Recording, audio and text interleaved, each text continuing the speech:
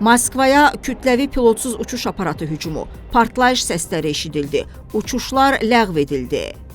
Rusiyada pilotsuz uçuş aparatlarının hücumlarının dəf edilməsi fonunda Moskva hava limanlarında onlarla reys gecikib.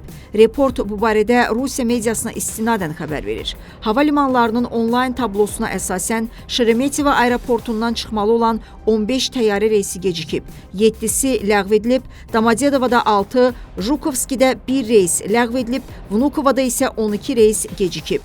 Rusiya Müdafiə Nazirliyinin məlumatına görə gecə ərzində Moskvaya doğru hərəkət edən 35 pilotsuz uçuş aparatı vurulub. Səhər saatlarından Domodedovo reyslərin qəbulu və göndərilməsinə yenidən məhdudiyyətlər tətbiq edilib. Moskva meri Sergey Sobyanin 5 dronun vurulduğunu bildirib.